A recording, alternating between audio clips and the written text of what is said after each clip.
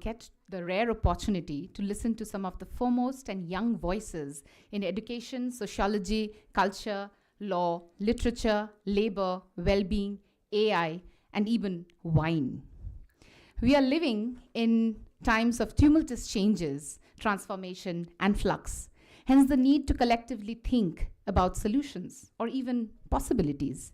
And what better chances than to listen to the thoughts and ideas responding to these challenges in this extraordinaire, and I would borrow our keynote addresses concept today, curious mehfil of educators, scholars, and learners.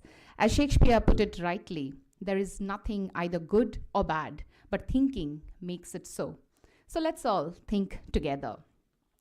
I would like to read out the concept note of today's educators panel so that we are all in tune with the responses that our panelists have prepared with. Which way forward? At the core of liberal humanist education's ethos stands mankind's profound desire to unpack, understand, and mitigate crisis of the mind and the body, of the home and the community, known and new, immediate and long-term, through innovation of thought and execution, leading to a tangible transformation of the self, family, society, nation, and beyond. Classrooms, both traditional and experimental, ideally hold the potential to develop and become laboratories where young minds soak in critical ideas, get trained in emerging pedagogies, and learn to positively weaponize their skills, bringing about holistic and sustainable change in their selves and the world at large. However, education has never existed in a vacuum. It has always been shaped by the larger structures and forces that surround it. While educational institutions are proliferating everywhere, and education is increasingly seen as a pathway to better futures, there are also multiple forces, tensions, and contestations that shape our education experience. To name a few, we have growing aspirations. Students from hitherto marginalized and excluded communities are entering educational spaces, but a stratified education system with inequitable quality, inherent discriminations, and unequal family resources continue to shape their trajectories. On the other hand, the relevance of certain disciplinary pursuits is being challenged on the basis of its marketability, reinforcing a hierarchy of disciplines. The bombardment of fake information and images and the incessant production of facts, audio and visual, propelled by social media that endanger the real power of thinking through the visual is also a matter of great concern. The threat of artificial intelligence to human cognition, reasoning, and expression is another apprehension growing in the academic community. Given the modern context of the general apathy, chaos, and cacophony of discourses that shroud our everyday existence, breaking the world apart along the lines of personal, political, and polemical problems, liberal arts and humanities becomes even more pertinent to help us make sense of these crises, how to navigate them, and cultivate an imagination of alternatives. In a world where individuals are getting increasingly atomized, education, particularly liberal arts and humanities, can be a catalyst for invoking and broadening the imagination of students, not only about the world, but also their relationship with others and themselves. With this, I would like to introduce the panelists and the chair of the educators panel today. I would request the panelists and chair, Professor Dean Madrowski, to please take their seats. We have Akash Singh Rathore. I will read the bio notes in a while. We also have Professor Dhiraj Kumar Nite. We have Madhulika Sonar. Unfortunately, Dr. Srijata Roy couldn't make to the event today because of a family emergency. So we just have three, and the very special, our little own packet of dhamaka, Nikita.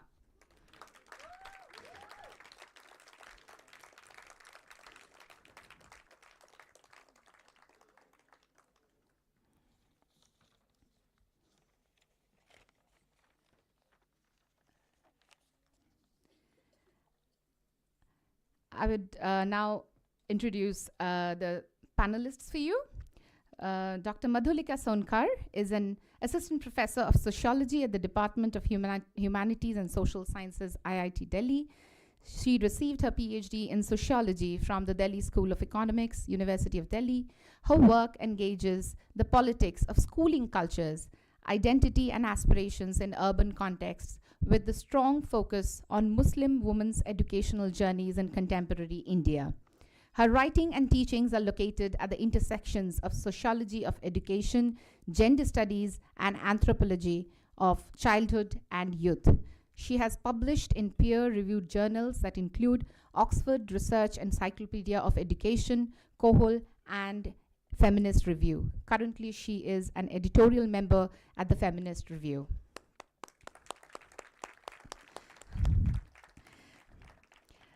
We also have Professor Akash Singh Rathore.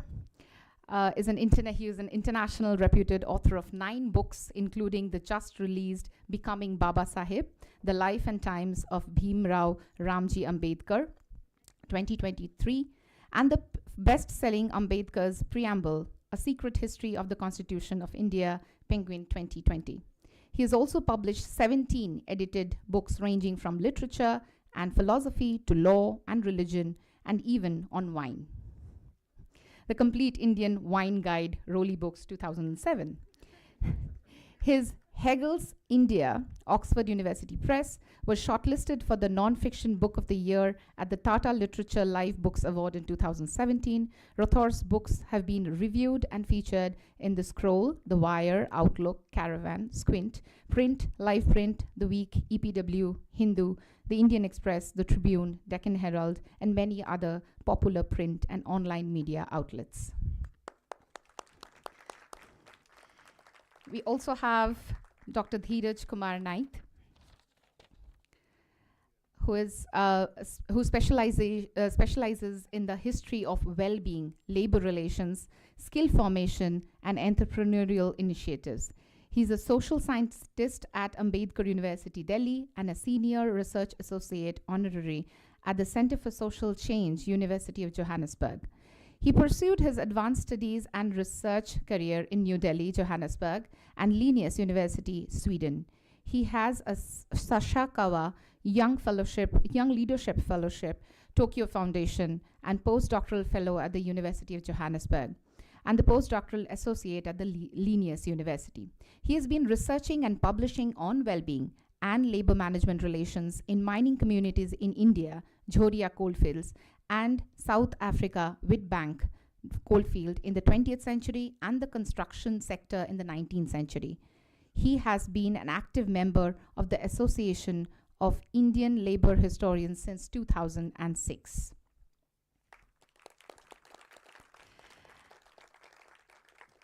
Nikita Tanur, if I'm saying it right, sorry, is a post-graduate student at the Jindal School of Liberal Arts and Humanities, JSLH, under the Jindal Fellowship Program now.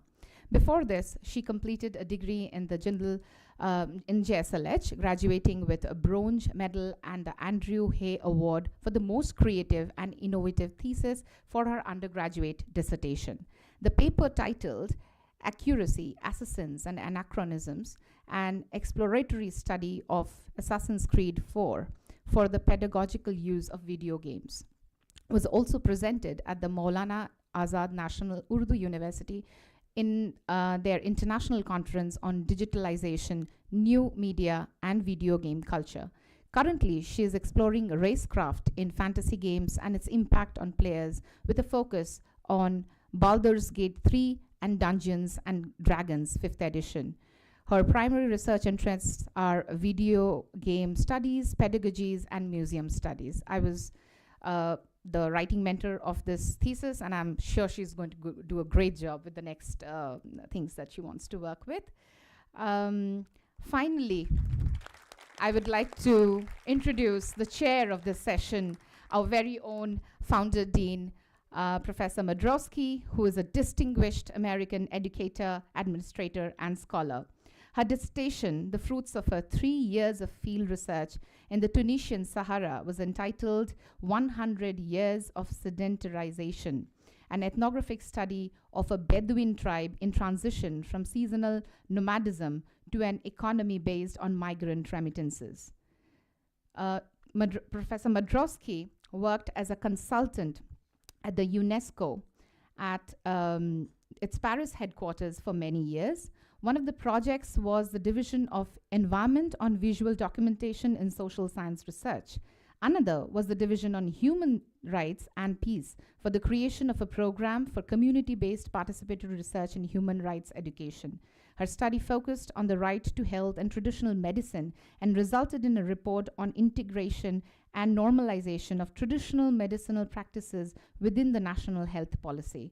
For the past 25 years, Professor Madrowski has built up the Global Studies and Experiential Learning Program of the Global College of Long Island University, New York, formerly Friends World College, where she has held positions of North American Center Director, Global Studies Director, Director of Global and Experiential Education, Acting Dean and Assistant Dean. She's also the convener of the LIU Global Academic Council.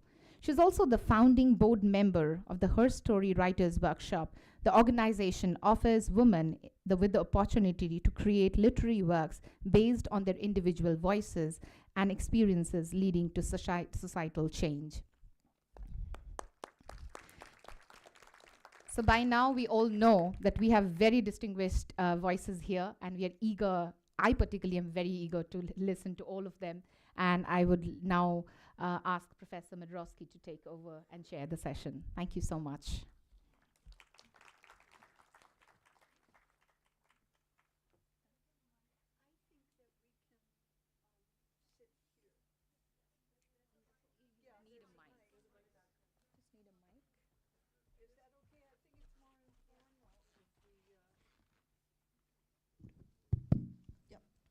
Thank you. Okay, I think this will incentivize you to listen and then to ask questions. Just a brief word about this very interesting title of the project that we're working on, the program, which is about, education in crisis, and also the crisis in and of education, and then the way forward. I just want to remind you all that crisis has been kind of like the byword of education. I don't think there's ever been a period where there wasn't some kind of crisis in education, and also a conflict with the present, what's happened in the past, the whole notion of the ivory tower and the classics and the canon, and what the whole future will hold. I feel that Paulo Freire, if any of you know him, he gave a sentence about the future dealing with his pedagogy of the oppressed and pedagogy of peoples, in which he says, the future isn't something hidden in a corner. The future is something we build in the present. All of the speakers that we have today are building a platform for education and learning. They're dealing with the present as it is. The present is always in a state of confusion in some way or another, because if we knew what it was about, then it would become non-challenging and we would not be moving forward. So without further ado, I will announce that each of the speakers will have about 12 minutes to speak on their topic. Then we will have a couple of, I'll throw out a couple of questions that will start the discussion amongst everyone, and then it's open to the public. So I hope all of you take notes, because we do have a a variety of speakers, a variety of subjects, that go from labor relations to video games, and an analysis of it, sociology, and then well-being as well amongst work and workers. And all of these are very vital topics. But in order to capture what you really want to ask and not forget about it, please take notes and don't worry about asking your questions. If we take the advice that we received from the first speaker, there are no stupid questions. There are no irrelevant questions. So please, any questions you have, any observations, will add to the creativity of our talk. Okay, thank you very much.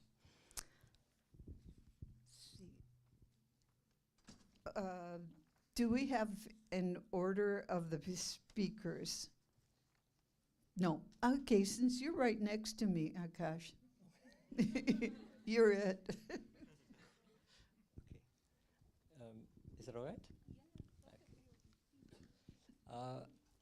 Okay, good morning. If it's still morning, it's afternoon, and I think largely because of me, I apologize for being late.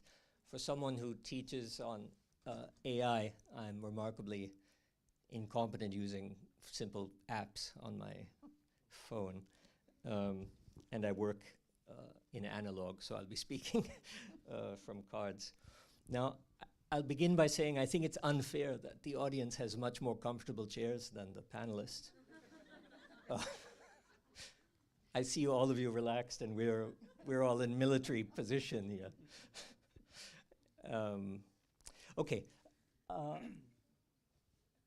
I wonder how many of you are familiar with images like Monet's Lilies, or maybe more popular Van Gogh's Starry Night, and so on. This is a kind of image that everybody is familiar with in this room. I want you to keep it in mind. Now ask yourself, towards the end of the 19th century, how do you get something like this thickness of paint, this representation that is totally skewed from realism and reality, the movements that just came in the early 19th century, where brushstrokes should be completely hidden and the surface of the picture should be totally flat so that you can't even feel that anything was painted at all. How do you get from that moment to such thick splotches like you see in Van Gogh? So have you ever asked yourself how in almost an instant we moved from one of those aesthetic paradigms to the other? Pause for thinking. Okay, the answer is, of course, because of technological innovation. That is the introduction of the photograph, the camera and the photograph. And so if you have a paradigm where the painter is attempting to represent reality in a way that is seamless, and then a tech comes along that can do it 1,000 times better and more efficiently, more accurately than any human hand, we can either stop doing art or we can innovate. And what you see in Impressionism, in Monet, up to the post-Impressionists like Van Gogh, and then it keeps on going, symbolism, Fauvism, Expressionism, Cubism, Futurism, abstract art, Dadaism, Surrealism, pop art. In other words, from the time that the Impressionists begin, we don't go back. Now, why that is because the Impressionists managed to find a way of aesthetic, artistic expression that the camera, the technology that had more or less made them redundant, could not do. Now, of course, with AI, it can, but I'm giving you a historical example of a moment when tech outmoded the human, and the humans came back with something more vibrant, and that has continued. Many of you who know me know I normally speak on issues of caste and gender inequality and justice and so on, but lately I've been teaching a course here at Jindal on AI, philosophy of AI, and also at Ashoka on the same subject. So I was asked today to speak in terms of crisis and innovation a little bit about AI and the crisis that it poses to educators and to education. Now, obviously, that's an enormous subject, so I'm going to take advantage of the fact that we're in JSLH to focus more or less exclusively on the crisis that we face in liberal arts and humanities and possible solutions that can be used in the spirit of the Impressionists, the example that I just gave, to innovate out of this crisis. Now, the Dean had mentioned that pedagogy and crisis have sort of gone hand in hand for eons. I think most of us here are too young, certainly not me. Many of you are too young to remember Satyajit Ray's last film, Agantuk, where the guest who arrives gives this kind of impassioned speech in the crescendo of the film about how technology, which was meant to bring in all sorts of benefits, is in fact a kind of iatrogenic disease. Iatrogenic meaning the kind of disease that the doctor gives you. You know, you go to a hospital in order to be cured of one thing, but since there's so much infection in hospitals and sometimes strange medical practices, you leave with more illness than you arrived. These are iatrogenic diseases. And I think Monomohan was his name, the main protagonist in Ray's film, gives this fantastic, mesmerizing speech about how every technology he can think of, and he focuses on the hypodermic syringe, every technology he can think of is brought in to cure an ill, but it creates dozens and dozens more. The hypodermic syringe, of course, being one of the ways that drug abuse completely spread so rapidly and so profoundly, including the AIDS epidemic and so on. So we have always been faced with this, but there's a story I like to tell very, very frequently because it makes all professors uncomfortable. And it is about skipping back, 2,000 years. Plato, the philosopher from ancient Greece, whom everyone is, in liberal arts and humanities expected to at least have heard of.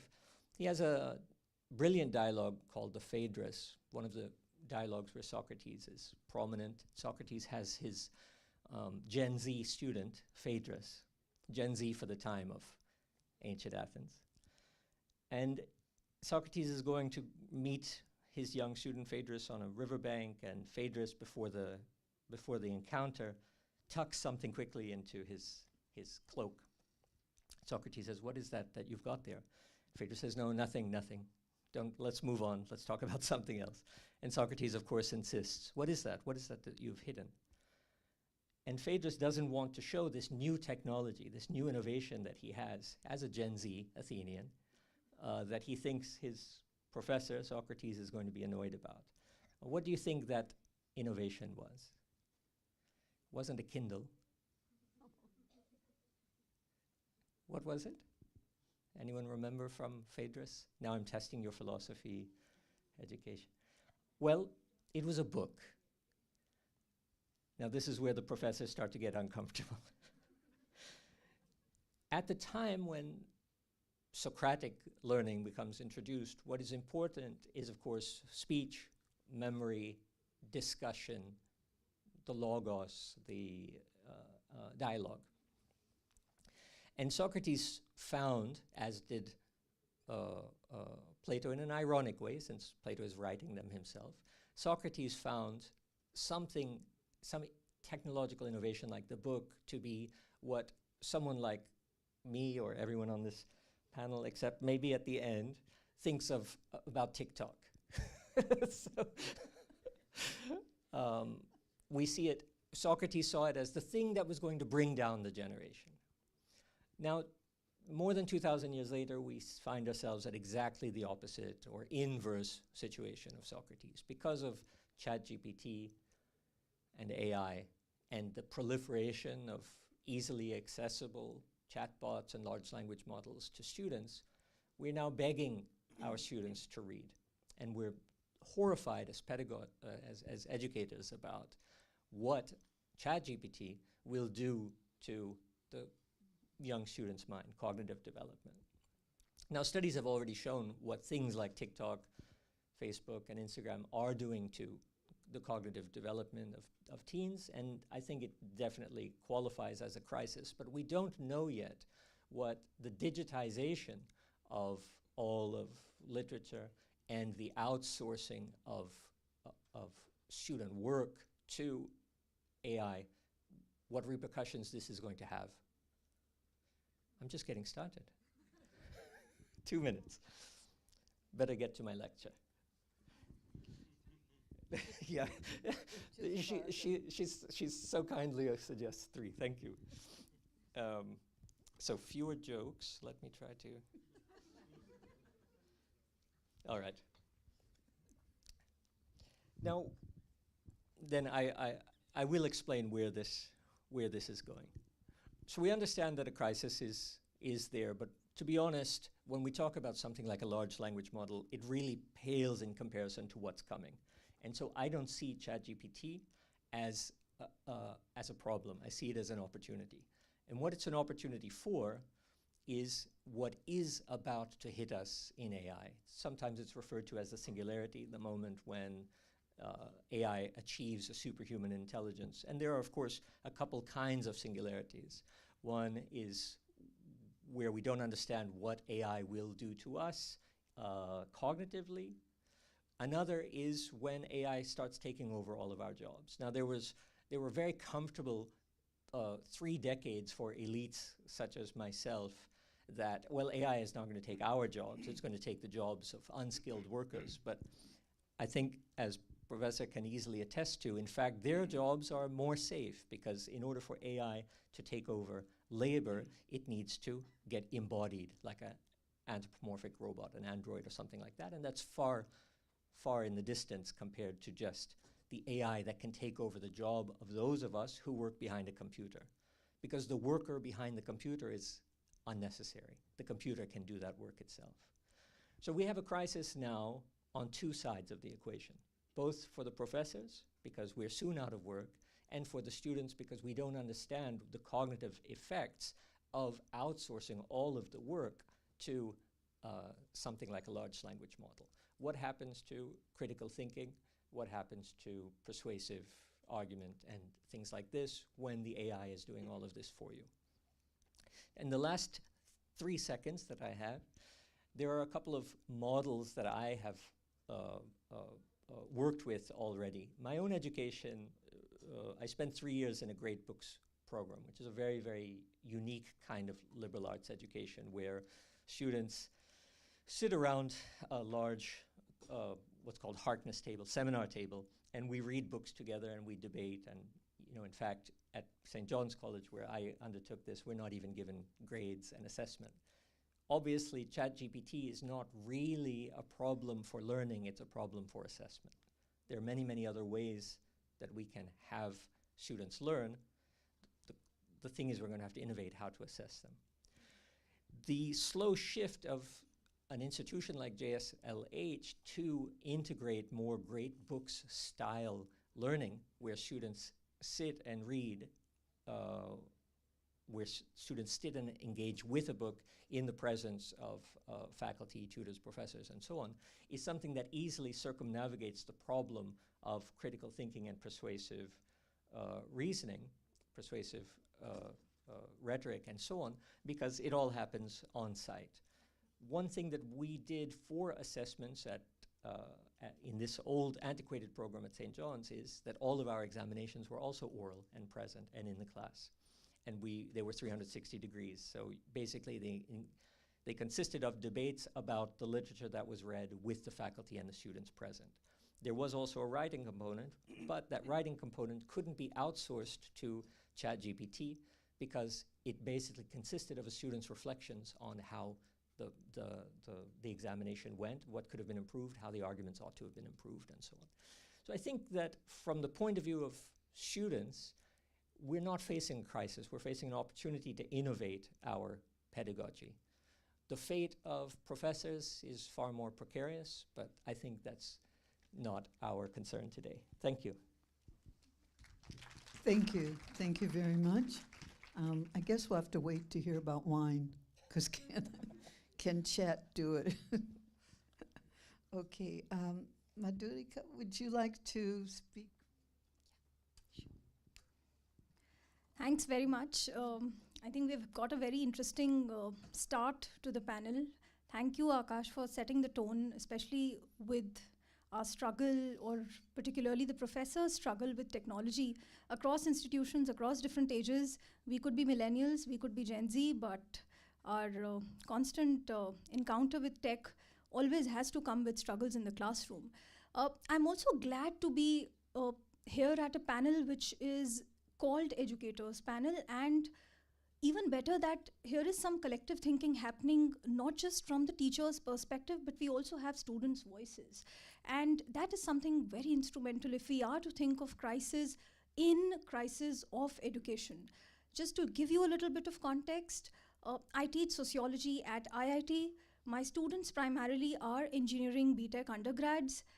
And as a starting point, having taught social sciences or sociology per se to all social science students at the Delhi University, IIT came as a rude shock to me. One of the first conversations that I would overhear, and I'm very fond of overhearing conversations just as a, yeah, perils, occupational hazards. So one of the first conversations I remember overhearing in an IIT elevator, in the IIT Delhi elevator, was a student asking another student, "Tune hookah mein kya liya? What did you take in hookah?" Now my mind began to run in all directions. What is this hookah? I head to the classroom. Of course, on the internet, you will find multiple meanings of hookah. If you Google on Quora or Reddit, both will give you an idea of what hookah is at IIT Delhi. But I took the courage to ask my students, what is this hookah? And they say it's the abbreviation for humanities and social science courses. Now this is where I realized this is the first time I'm teaching them, and my course has been turned upside down altogether.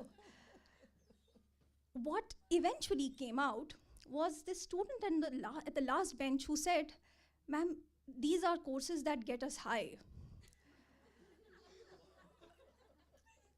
And my immediate response was that, why would you want to get high on sociology? The last I heard from my students in Delhi University, they said sociology makes us feel low. And here we are, you've turned us into pessimists. The world seems like a conspiracy, it's a scam.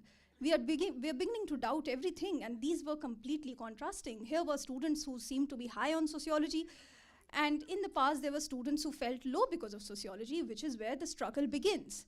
What do you do in multidisciplinary institutions, and how do you really forge interdisciplinary conversations? I still continue to ask my students for more meanings of hookah, and I'll come to it towards the end. But that, in a way, has to be a starting point, and on a more serious note, as to what do you do with this kind of a disciplinary engagement where you do have the cafeteria model for students. They are free to choose courses they want to study. The economic student can engage with sociology. A student from a civil engineering branch who has just come to my class after a 1-hour session on gas dynamics and propulsion is here to read gender, tech, and society.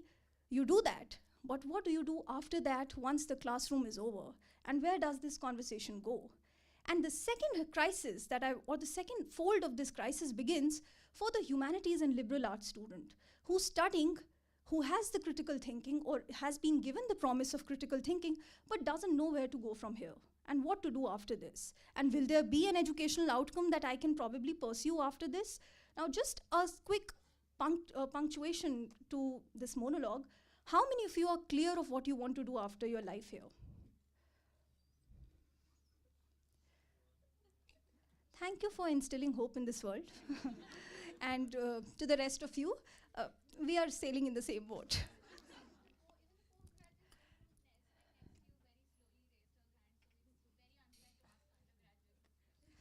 Well, the idea is of uncertainty and anxiety, which can greet you at any moment in life. But here we are trying to be together in a boat, which is to do with liberal arts and humanities and interdisciplinarity.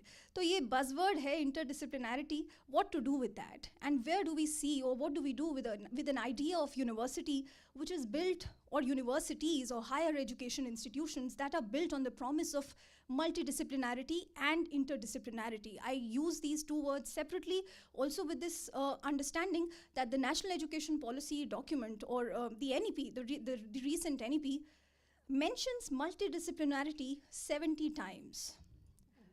And not once is there a definition given of it. That what is it?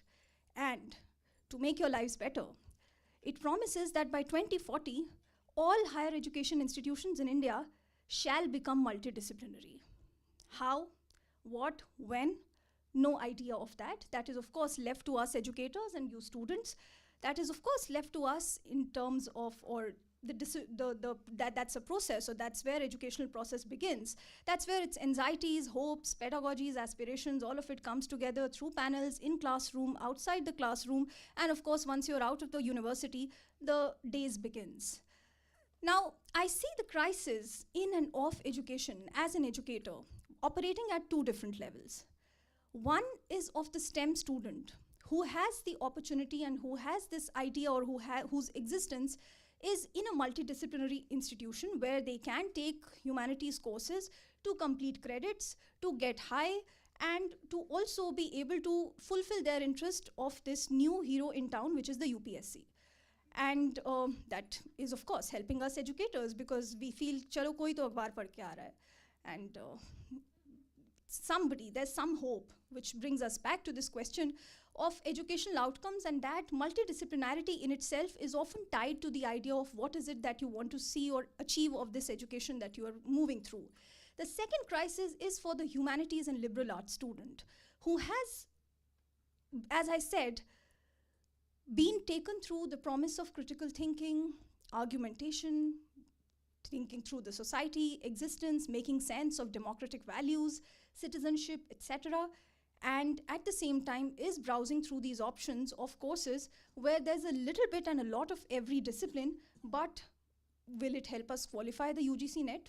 Or in what discipline are we going to do NET after this? Some of these very concrete but very important questions which we may not want to brush under the carpet, but they stand important if we look at educational process as a whole, starting from individuals' completion of schooling and moving further or moving later in life, higher education of operating at various levels.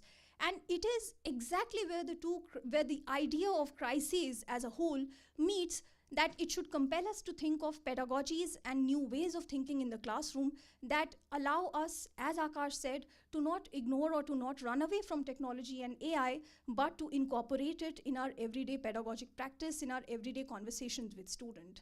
Some of the classic examples that I've had or experiences that I can clearly recall, and these experiences surely need to be situated against the backdrop of macro political and policy debates that we are going through in the sphere of education. A lot of these examples that I'm going to give or reflections are situated at the cusp of the individual experiences and larger societal experiences and patterns and social relations. How you are and who you are and where you are located. A student at IIT, which is also, and when I say IIT, it is not just IIT Delhi. I mean, it is IITs across India, ivory towers, bastions of certain kinds of knowledge construction or a particular form of knowledge construction, where caste is extremely significant and turns into an individual's life every now and then. And these experiences surely do not come out in the classroom, where students would not want to speak about them, about their lives, not as their JE rank and not as who they are or where they come from and what kind of an aspirational quality has gone into their life. But it comes out, surely comes out, not in their essays, but in their final answer scripts, where they write about how the JE rank that they've been fudging every year, or a student from a marginalized caste location, how that JE rank, a new JE rank is created every semester for the peers, for them to know that, okay, this person was as eligible as his or her upper caste, upper class classmates and peers. And that's where this kind of a classroom, which needs to be created on experiences, which needs to be created on pedagogic thinking, which also needs to be created on collective crowdsourcing of knowledge experiences of the students. That is also where we can return more meaningfully and more deeply to questions of how to and what to do with AI and what to do with ChatGPT. Certainly ChatGPT is going to be significant, and more so other forms of producing quick knowledge. Any day you would want to prefer a shortcut to submitting your assignment as compared to years and years or months and months of deliberation on it. But as educators or as teachers, the question brings us back, or this question constantly brings us back, as to how do you navigate the crisis through the students' experiences and the classroom that is constituted of diversity, of caste, class, religious identity, and so much more that the classroom is holding within it. And the tech may as well, or sometimes it may not depict. Another crucial example, and I want to wind up with this, is that of grief tech, which is when the life of my students went again for a toss. A lot of students in IIT are certainly the ones who are starting, or IITs are known for producing startup people, from Policy Bazaar to everything that we are used to critiquing in classrooms or criticizing in classrooms is produced by the engineers, so to speak, in this country. And the problem with it is when it comes to debates on recent innovations in tech, which are to do with either grief tech that gives you possibilities of achieving closure through tech, or really.ai, which you may have read about recently, that offers you ways of finding a companion and a friend across different cultural contexts. How do you really incorporate a social science critical thinking perspective in a STEM classroom with this kind of a dialogue? That in itself is also, a lot of doors can be opened and can be thought of if we really think that, or if the idea or the crisis of education is to be grappled with and is to be mitigated. I finally want to close with one last iteration of hookah, which just very recently at the beginning of this semester, I asked my students again that at the end of at the beginning of semester, there's a session where they put in their ideas of hookah, and at the end also they revisit those iterations. And I'm yet to come to the end of this semester for sure, it's still ongoing. But at the beginning of this semester, a student said that hookah is also a way of socializing for us. तो वो hookah पानी के context में बोलना चाह रहे थे that student must have heard of hookah पानी बंद होना, and they said, ma'am, this is like a ground for us, a socialization ground. Students from different branches are here and we receive our hookah पानी here, which is perhaps where I think that finally the student is thinking from a sociological perspective, if not anything.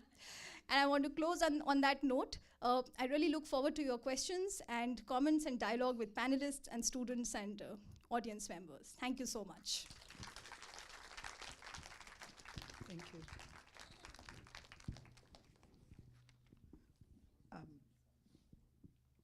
Yeah, thank you very much. That's a lot of very thought-provoking, ideas here. Have any of you here, I just have a question. Do we in this school use the term hookah? Okay. We have a copyright on it. Oh, okay, well, we'll have to have this discussion. Okay, the next speaker I'd like to speak with us about it is, let's see. Nikita, would you like to bring your point of view? I'm going to pass you the mic. Good afternoon, everyone. Thank you for this opportunity. I want to say off the top of my speech, because I just wanted to bring a perspective of being a liberal arts student right now. The reason I did choose liberal arts was very much because I wanted to try learning differently. I didn't really thrive in the classrooms of my 11th and 12th education with CBSE, and I wanted to do something that was maybe a little more creative in how it let me explore things. And liberal arts was, I think, the obvious option there. But also, I started college when the pandemic started. So I went from boarding school with no internet access to all of my education online to suddenly having to again readjust to campus in person. So I've had a higher education that is perhaps defined by adjusting and readjusting to new technologies. And because of that, I found myself more interested in research about technology in education, which did lead to the thesis that I did end up writing as part of the undergraduate program at JSLH, which was driven by my need to bridge the gap between student and subject in a way that was creative as well as maybe a little more accessible. I was a history major in my undergraduate, and most of my friends hated history, and I couldn't figure out why. And I think it became a little clearer when I realized we approach history very, and I'm sorry to the history faculty that I'm going to say this, but a little boring, a little bit perhaps driven, and that also comes from schooling, I'm sure. It's not necessarily a JSLH thing. And I wanted to look at why we maybe approach history in very set ways rather than more creative pursuits. So I started looking at video games because I realized in a lot of fictitious game worlds, they use historical research as a way of learning about these worlds and learning about the way the worlds function. So why couldn't a video game do that for history as well?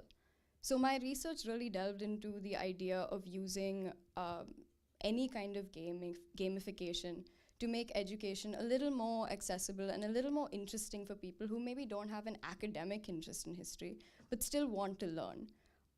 As such, I did focus on museum environments, and so I will acknowledge that video games in classrooms is maybe not the move, but it is a possibility. Something that did come out very clearly in my research was that there's an aspect of empathy and engagement that comes up with video games, and that really helps in history, to be able to connect to the people that you read about and connect to the worlds that you are suddenly put into when you read about any kind of historical space. But that's a historical outlook on video games and education. That's not necessarily how tech can work in all classrooms. As part of JSLH, I took an elective by Dr. Krishnaswamy on existentialism. And that was when ChatGPT started becoming like this problem we had to deal with that was going to be the end of all education, and everyone's essays were going to be the same. But Professor Krishnaswamy had us read one of Nietzsche's texts and ask ChatGPT a question based on our understanding of the text, and then critique the bot's answer. So by doing that, we close-read Nietzsche in a way that perhaps would have been difficult to do on our own, and we also understood how to criticize something without being perhaps dismissive of its merits. And also, that made me realize ChatGPT is not really a viable option for a lot of assignments in the humanities. But that was a very interesting way to teach us how to understand a reading, and also an interesting way to teach us how to use the tools that we have creatively and maybe not depend on them entirely. Similarly, Dr. Kanjilal in a creative writing course had us ask ChatGPT, to write a fictitious story to just give us an idea of how these bots work as well. And we found that it didn't really get stories. We learned, while reading all of our, because we did peer review as well, while reading everyone's sort of bot-inspired stories, they had a lot of gaps that we realized were crucial to fiction writing. And those gaps became, it was never a thing we thought about until we saw the blanks in the sheet. And so again, it was the same tool that was being used in a different medium altogether. So we had philosophy and we had creative writing. And I think that tools can be used in certain classrooms, but not in all classrooms. I also wanted to get an idea of how forming syllabi worked as well, because again, my interest is in education, and it is in understanding why students are maybe not as enthusiastic about certain subjects as opposed to others. So I've been a teaching assistant to Dr. Pandey and Dr. Banerjee, and I've had the opportunity to see, I guess, the other side of the coin and to understand where professors approach problems from, and I guess where we find problems as students as well. And I think it was interesting primarily because these are courses that I did either in a hybrid mode or online, and suddenly I'm having to be a TA for them in person. So there's new challenges than there were when we were doing them, and there's new solutions that can emerge. That being said, I think that in a lot of ways, this idea of technology being this solution to all our problems is a little more complicated, if only because certain tech works in certain spaces. ChatGPT worked in the context of this philosophy assignment and of this creative writing assignment, but it might not work in a history classroom. There's no need for that as such. However, a video game in a museum space would add to historical learning. I think that we assume that any kind of technology that comes is a one-shoe-fits-all solution, and I think that that's not necessarily true, at least from a student perspective, if only because using tools that we have and using tools that emerge is important, but not all the time, because things change in different disciplines, and we've kind of already spoken about how innovation is inevitable in a way. It's always going to keep happening, and we just have to keep adapting. I think that adaptation necessitates creativity no matter what. And no matter how, I think, afraid we are of ChatGPT as a bot and as a potential downfall of academia, I think we can still creatively adapt to it. And I think that that's sort of the perspective I wanted to bring to this session. Thank you.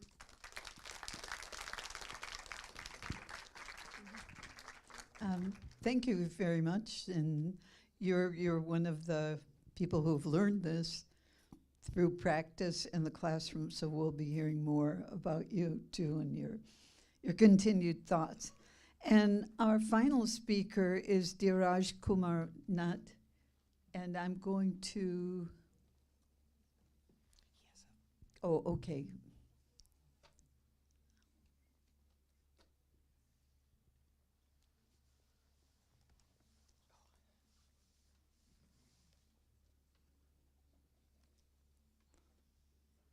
So I guess we have to all look at the screen.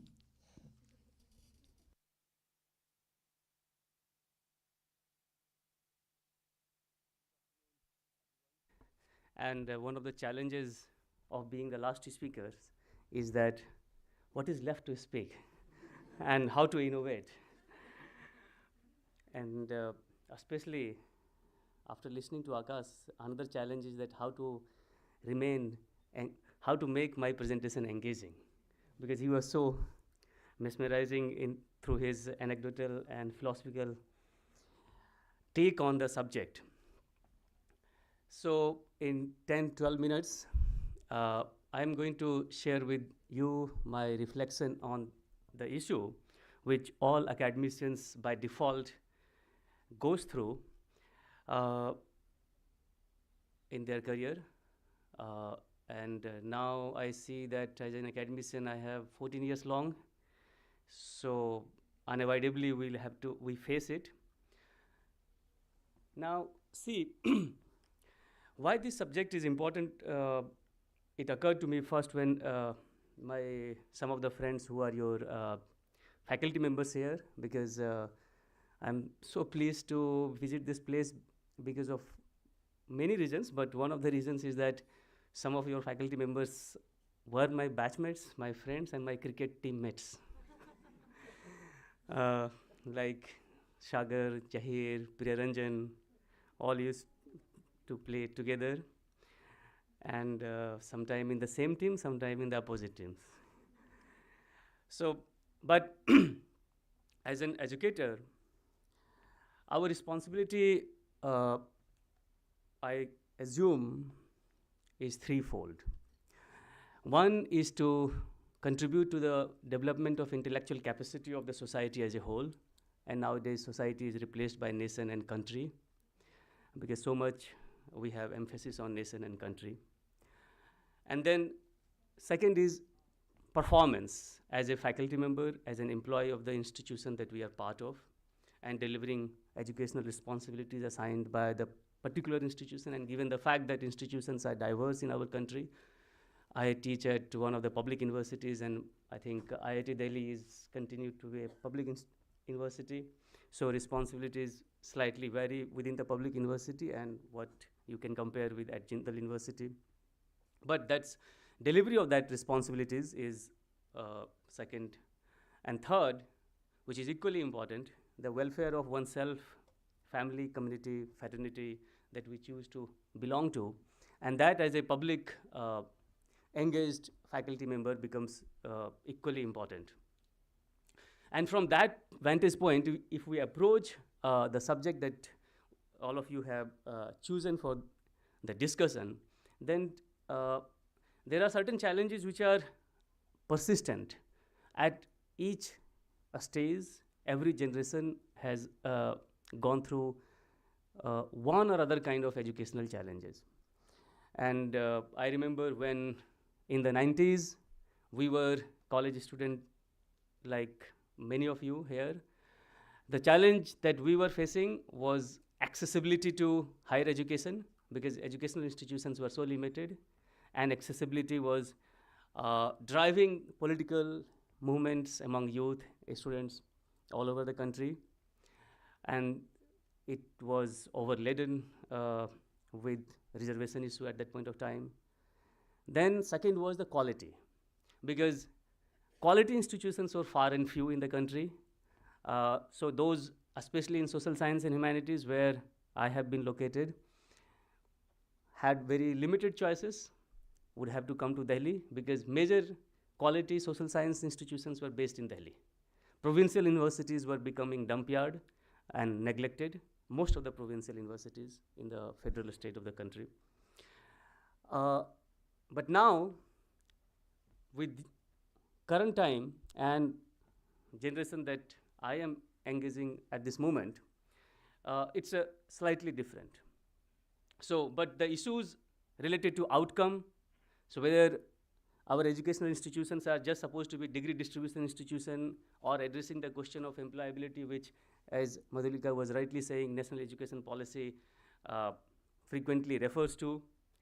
Then the promotion of, which is equally frequently emphasized, skilled and nationalist, making students skilled and nationalist, as opposed to what for generations we have been asked to focus on, that is preparing analytical and critical social being as the task of educational institution. That's completely now sidelined. We are supposed to prepare skilled and nationalist or employable, if not just degree distribution institutions. Then it is related to quality, curriculum, and the delivery of epistemological orientation, on which there is so much contestation. I will briefly, very quickly comment on that. Accessibility continues to be an issue, and Madhulika is very correct that how caste, gender continue to be site of contestation, even if students enter from diverse social backgrounds with certain historical marks. Then institutional challenges, and institutional challenges has compounded not and gone beyond the public versus private.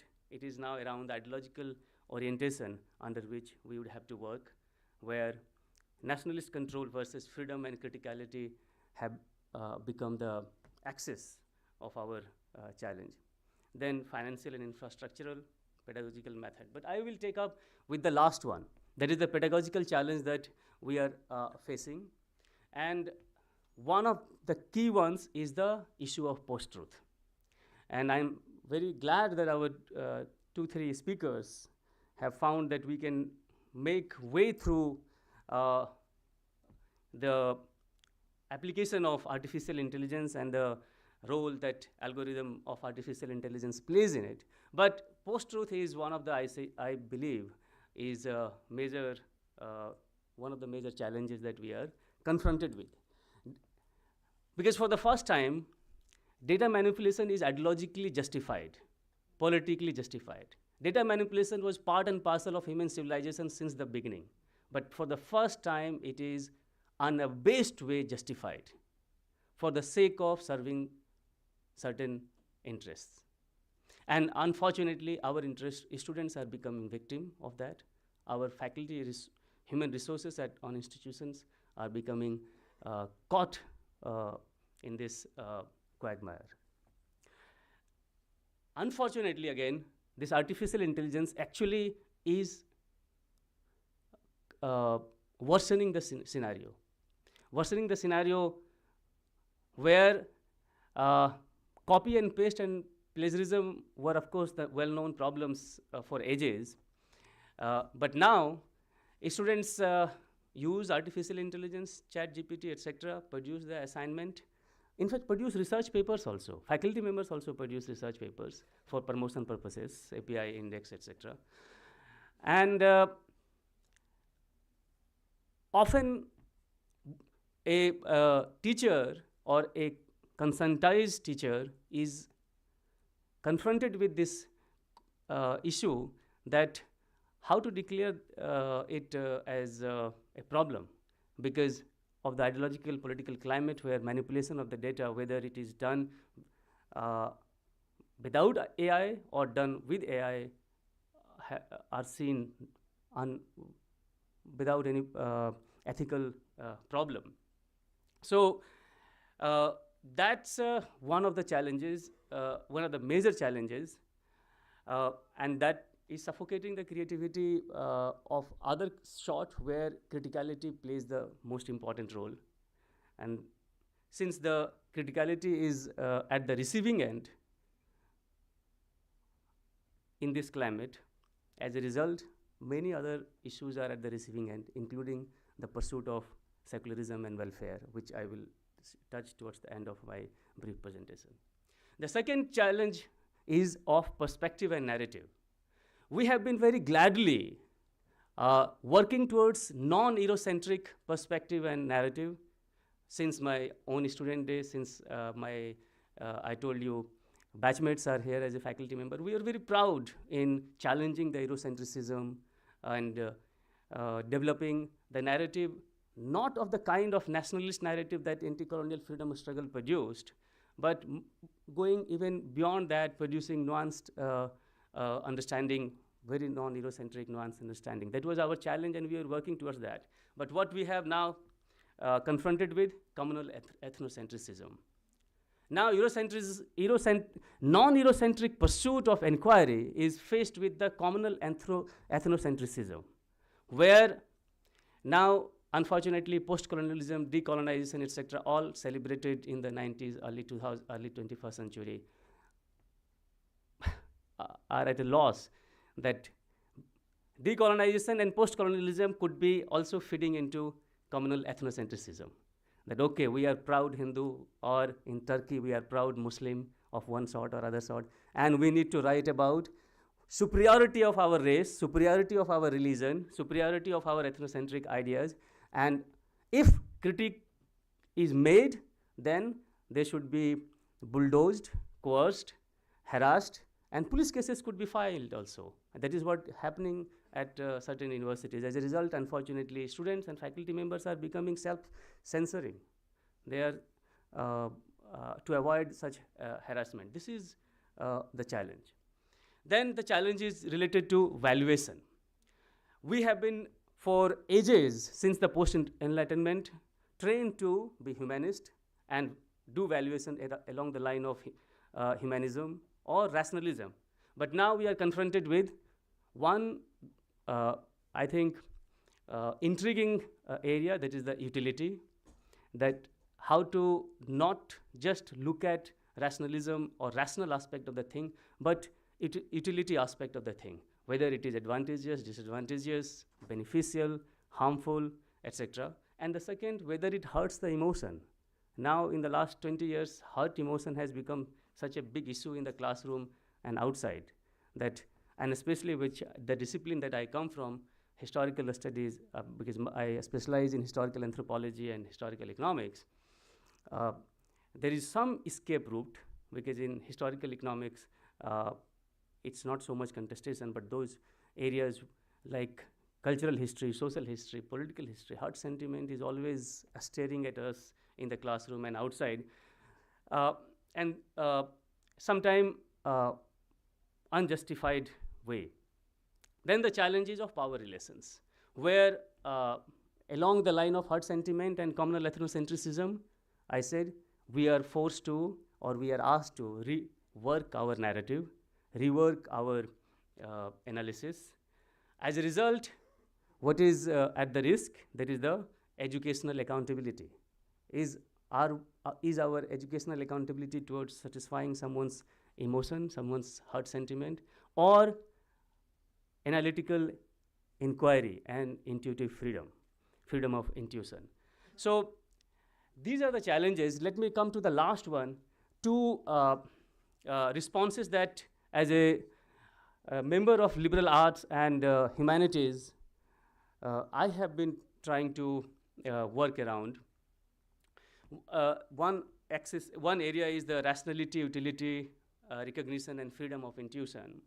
So now, what to do in this climate? Then my response after facing some of the difficult times in the early period, almost 10 years back, in the early periods of my teaching work, especially since 2013-14 onwards, I learned a few lessons, then how to work on this. Then, okay, let's have utility at the center stage, not the rigor of rationalism, which we have been trained to. And see, okay, wind up, just winding up. So I give you just two examples that can be celebrated. One, we have a number of Hindi medium students, and then how to nurture Hindi medium students. So one pedagogical response to that issue has been that we need to, without compromising so-called high culture or advanced theoretical literature and discussion, we need to engage with the students coming from such vernacular backgrounds to make them those literature accessible, and at the same time understand their notion of utility, their area of interest to work on. And fortunately, one of my such first successful attempts of nurturing was a student from this city, Sonipat. Santram was our student from Hindi medium from this place, came to us around 2014, and he worked through Hindi medium in undergraduate, then postgraduate, then he went to Germany for doing PhD. And when I met last time at Freie University in Germany, he said, sir, had you just compromised with your theoretical understanding, theoretical literature discussion, had you compromised with your time that you devoted with us, I would not have come to this place. So that's one pedagogical response. And second is that instead of imposing what we consider rationally correct, let's have our ear stretched out to listen to their notion of utility. And based on that, especially with the girls students, we have some successful work. Like one of my such students, her name is Suchi Agarwal from Mathura region. So she was least interested in history, as someone rightly said. The history is a boring subject, and she comes from the rich Marwadi family. She told me, why should I study? I said that, okay, what area is of your interest?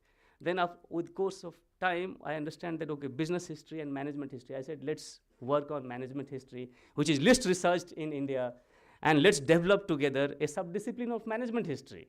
And we started, and recently we published a paper on decolonization and the management movement. And surprisingly, we discovered that between 1948 and 1960s, there was a management movement in our country, which led to the opening up of several management institutions, including IIM.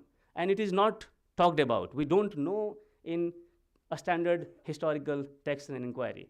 That emerged because of my interesting conversations with what is the notion of utility that Suchi Agarwal shares and what excites her interest. So let me stop here. I think we should pursue this thread of discussion further. Thank you very much. Okay, thank you.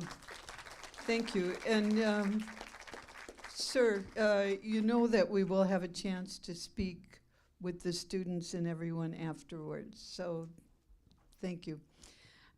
What I would like to do, instead of making some final comments here, since actually the students, this is, you know, a chance for you, the students, to ask questions to such a variety of speakers.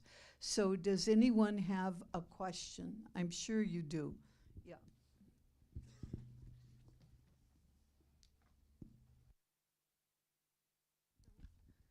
Uh, Hello. I had a few thoughts. So, this I think you touched upon in your presentation, but something I think even as educators must be very disheartening, I guess, that to understand that not everyone is motivated by the same things that you are. Like, I can understand, like, even as a classmate, I feel very disappointed sometimes. I do understand, like, not not even people in a history or a anthropology, sociology elective are always motivated by a drive to research and like learn more about that discipline. Sometimes it's credits, and how do you tackle that? Like, how do you tackle that? Like, the issue with people looking for shortcuts, especially with AI, I think comes from that. We do like I am a history and anthropology major. I like to joke about that I'm doubly unemployable. But yeah, that is like a motivation for so many of my peers. The reason we look for shortcuts is not because we don't want to do it. Sometimes it's because we have so many credits to fulfill. We have to do multiple courses that we would like to put more time into ideally, but we are not able to. And I also don't think AI is that threatening, honestly, because any answers I've seen produced by it fall short.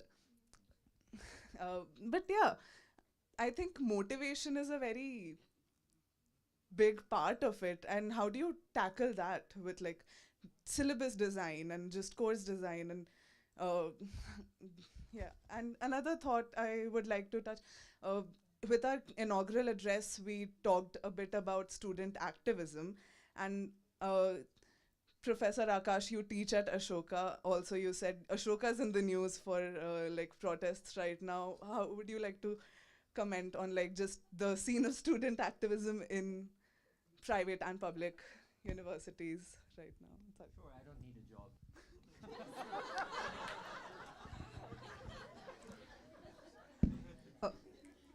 Yeah, thank you. I think you asked two different questions. One was the design of the syllabus, and the other one was about motivation.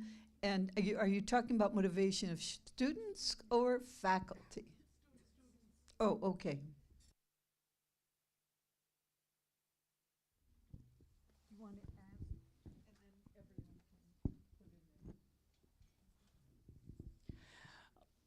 Thank you for asking this question. Can I know your name?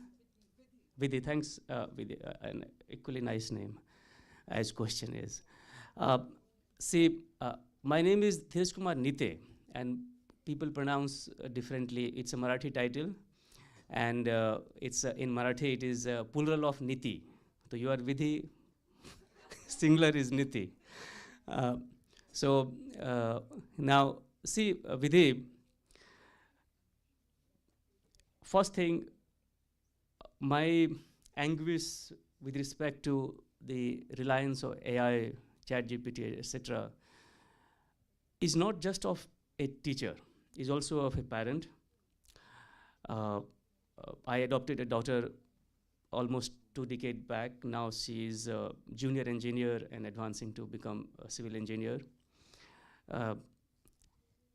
But as a parent, as a teacher, what I see is that our job is to encourage the student to sharpen their creativity, sharpen their analytical capacity.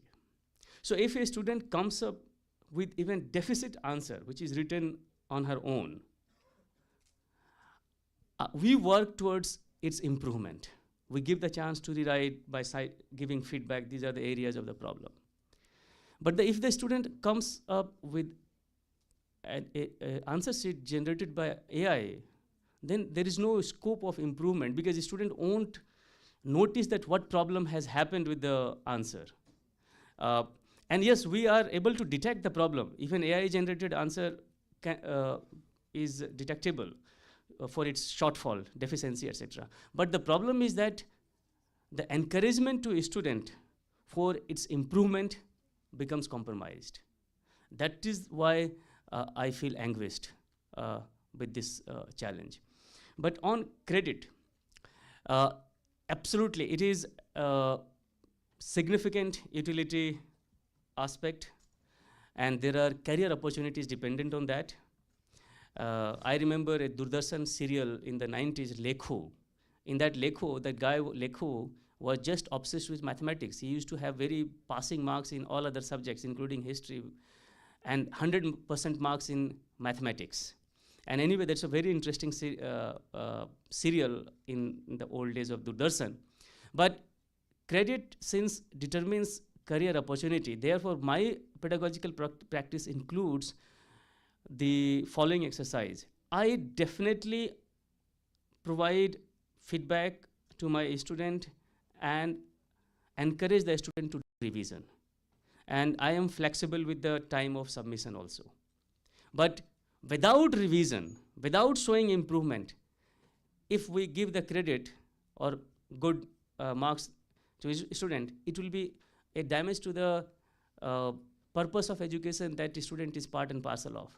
So as a pedagogue, we can encourage the student to learn how to improve. Unfortunately, as a faculty, we make a mistake, or members of our fraternity make a mistake of not just giving feedback, not guiding the student how to improve the assignment, how to improve the answer script. That should equally be taken care of. So that's my response. And motivation part is, again, all of us face at one or other stage, and it's not individual, it's also societal. This I don't have answer, but we need to continue look for that how to motivate oneself, ourselves, and how society should take this issue quite seriously, because it is a collective. Please don't pathologize and don't individualize this. Okay, thank you. Did you want to add anything? Can I say just one small thing? Just one.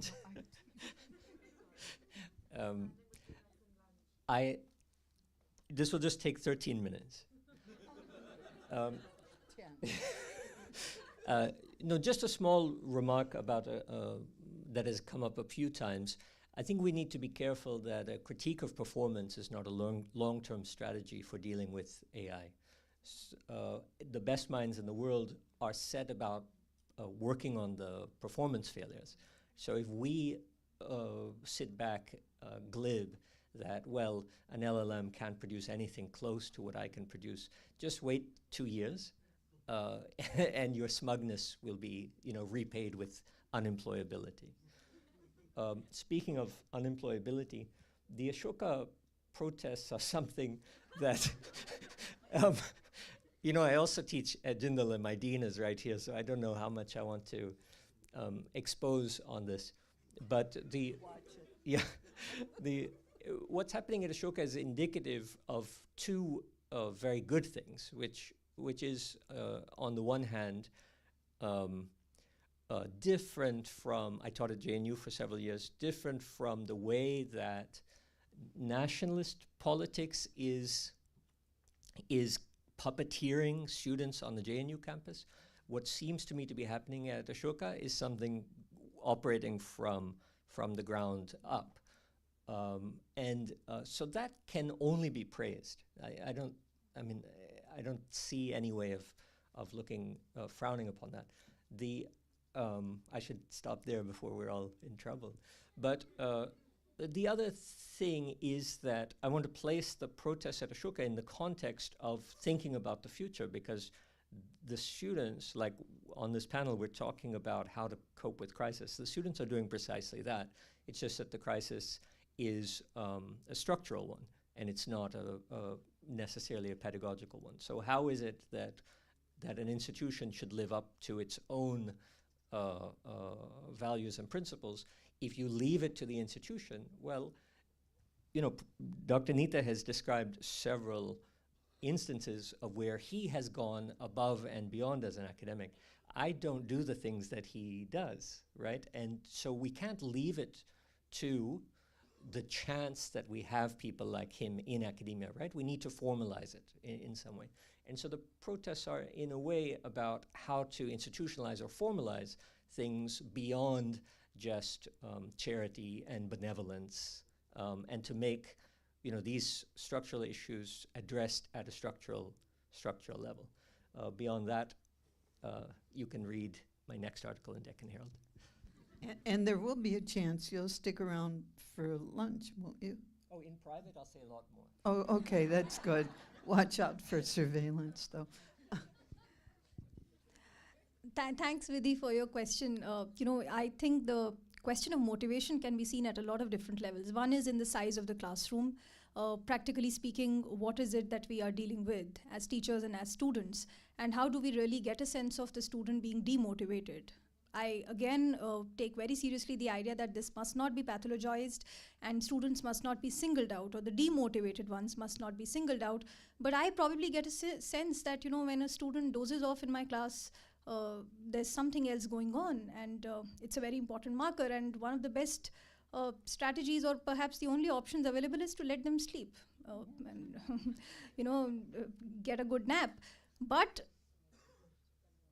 beyond the classroom, this also translates into how much time do we have for feedback, for talking to them about improvisations, and what is that fine moment in everyday classroom interactions where you spot what is it that motivates them, or what is it that gets them more excited. I think getting a sense of that as teachers and keeping your ears to ground is where that's where the craft is also rooted in. And one has to go back, even as educators, one must go back to their own experiences as students, that what part of it, or what part of engagement with social sciences really pulls them together. Students these days are more interested in media, what is produced on social media, and trying to get a sense of it, perhaps through different kinds of disciplinary perspective. But can such conversations then move on, or can all interests be catered to? These are questions one continues to deliberate on through everyday pedagogic practice, through trial and error also, I would say, to be very honest. It's not until you go wrong in the classroom that you get a sense that, okay, this could have been done differently and this should have been done better. So I think it's an act in unfolding. It is an everyday act which always happens. I wouldn't want to use the word performance, but certainly work in progress. I don't think I have much to say in terms of from an educator's perspective, but I think one thing I've noticed in myself and in a lot of my peers has been that we're all afraid of being wrong to a very large degree, and that comes from schooling, from childhood. We already kind of touched upon it in the inaugural talk as well, this idea of curiosity being kind of not what it's about, and it being more about assessments and all of that. I think, and it's easier said than done, where we have to be more comfortable with being wrong, because there's no other space where it's safer to be wrong than in a classroom. I think that we have to, as students, become comfortable with the idea that we don't know everything, and that that's okay, and that the only way forward is being corrected. And we have great people around us willing to do that in a very kind manner. So I think that that's, from the student side, something we could maybe try to unlearn and approach differently. Okay, I think our time's up. I just want to add my 15 minutes here. Not really, but there are so many points we touched upon that I feel that the conversation has barely begun. There are so many things that we could talk about. I was particularly taken by the idea of forging relationships that are cross-continental, multicultural, through AI and through games. I see it with my grandchildren. I've got my buddy here in China, and this becomes also something that has to be studied, is the language of video games. So that's really interesting as a question. Also now, the pushback. I don't know if it's happening here. I know it's happening big time in the US. Going back to classical models of learning. The Gates Foundation has just put, I don't know how many millions into reestablishing classical schools, okay, using the great books model with a lot of protest, because who has written most of these? White men, or let's say the canon, using the canon. And the critical look at it oftentimes is not there. Okay, using it, updating it. So that's something that is an important issue that we have to look at. Also, the idea of who are going to be the winners and losers in technology in HI. I see it all the time in our local communities. The kids who do not have access, the schools that do not have access, really are not there at all in the discussion. And that's a big problem that has to, I don't know if that's going to change. I don't know if it will change at all. And then the other point is the language of learning. How are we going to, go beyond the pedagogies that we have without inclusion of people from various sectors and the students as well? Because I think we have a lot to learn. So thank you all very much for your contribution, and I hope that you'll be able to continue this discussion and keep in touch with all of us as well. Thank you.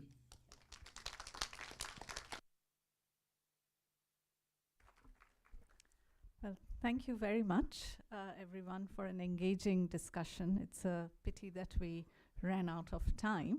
I think, one of the things that I gleaned from the discussions, that everyone sort of spoke about connections between students and teachers, or all your examples conveyed some sort of an interaction and a learning moment through this interaction. And I think it's important for us to remember that whether it's a crisis or not, we are in it together. And sometimes there's this divide between teachers and students, but I think it's a divide that we need to bridge. So thank you so much for those examples. I would like to ask the student volunteers to felicitate our speakers. And since we are running out of time, while they come up on stage, just two announcements. So faculty members, afterwards, we have lunch at Rendezvous. Students, I'm sorry, however much we want to bridge the divide, you're not allowed in Rendezvous. So please have your lunch. And the next, or our first session, so to say, starts at 2:30 p.m. You have the details of the classrooms in the program. So please do go along and cheer your friends. Also, at 4:15, we have the open house in our BFA studio.